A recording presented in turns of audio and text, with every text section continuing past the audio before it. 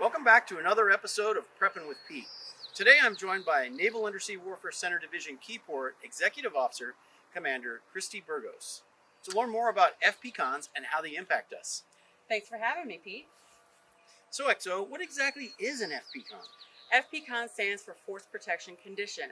The FPCON is a 5-tier threat level system developed by the Department of Defense. It sets the FPCON levels at Normal, Alpha, Bravo, Charlie, or Delta. Each FPCON level provides guidance and standards for implementing those levels and any potential changes to the installation's security posture. And that could mean anything from requiring 100% ID checks to gate closures or even vehicle inspections. That's right. The foundation for all protection conditions is what the DoD calls FPCON Normal. FPCON Normal always applies because a general threat of terrorist attack and hostile acts always exists in the world. The rest of the levels build upon that foundation depending on what FPCON level DoD officials declare. While specific FPCON measures are not released in the interest of security, there are some key tips to keep in mind. At FPCON Alpha and Bravo, law enforcement agencies focus on deterring potential threats and detecting suspicious activities. At FPCON Charlie and Delta, additional efforts focus on delaying the planning and execution of terrorist attacks or hostile acts, denying physical access, as well as limiting freedom of movement and defending the installation from an imminent threat. The FPCON level has been set at Bravo or higher since 2001. FPCON Charlie, which indicates that a threat is likely, sets into motion curtailment plans for non-essential personnel. If you're unsure if you're essential or non-essential personnel, contact your supervisor. FPCON Delta, the highest and most protective level, limits installation access to mission-essential personnel and other personnel as determined by the commander. Commanding officers have flexibility to adjust to local changes in threat levels while DoD remains at FPCON Bravo. Threat levels are the things that are going on in the world. The FPCON measures are the actions we take to counter those threats. No matter the FPCON, there are steps you can take to make your interactions with base security as smooth as possible.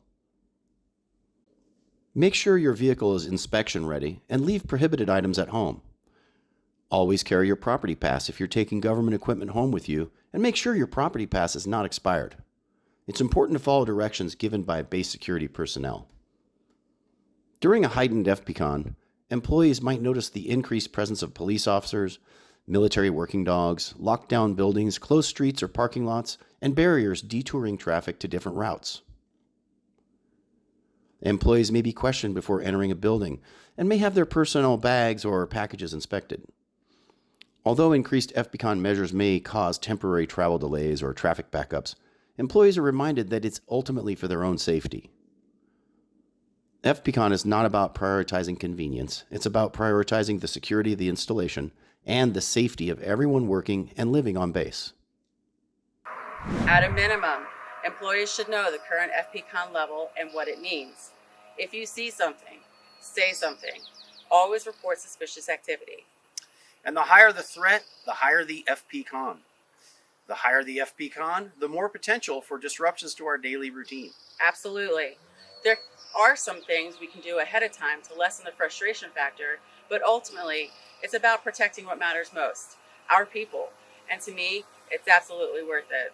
The Navy security forces and our installation partners are working around the clock to keep us all safe, and that's the bottom line. Thank you, XO. Thanks, Pete. Remember, plan, prevent, protect. We'll see you next time on Preppin' with Pete. Should we all go throw our phones in the water for old time's sake? The iPad. I wish I had pecans. Let's see how cheesy we can be, XO. Oh my gosh, let's! This is the XO. Let's talk about pecans.